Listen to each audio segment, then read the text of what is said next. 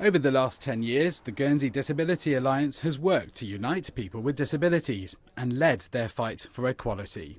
I think we've had disabled islanders' voices heard. So we've got 13,000 disabled islanders, 4,000 plus carers, and 10 years ago I don't think that voice was heard. They've lobbied electoral candidates. They famously succeeded in a campaign to get a disability strategy approved by the states.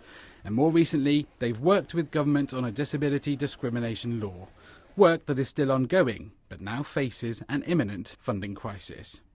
It's just the worst possible time. You know, there's that thing where you thought if we just had 3 more years, we could continue to sit on every committee, we could sit at all of the board meetings. We're having to pare our resources down, decide what's most crucial, where we can be most effective. It seems that we're unable to convince people that human rights and the opportunities for disabled islanders needs funding to make sure we get through the next 18 to 24 months. Their current funding deal runs out in 6 days' time. It means no more funds for campaigns like the We All Matter A project, and a cutback in the time they can give advising the states on new policies and laws.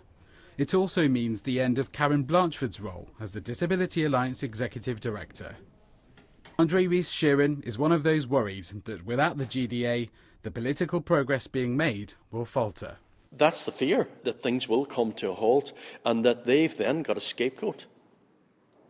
You know, oh, well, the GDA is not here, so it's not really that important anymore. I'm not saying they are thinking that way, but that is a possibility that really something as tangible as that could actually happen. Say, well, we don't have anybody lobbying us anymore, so it really isn't that important. I do worry about that, but then at the same time, there is a real fire that has been created, and I think the momentum, you know, touch wood, well, it shouldn't have to be touch wood, but touch wood that there is actually that momentum and the will to succeed. But if the states are to succeed in progressing the disability strategy, it looks like they'll have to rely less on the Guernsey Disability Alliance. Nimesh Joshi, ITV News.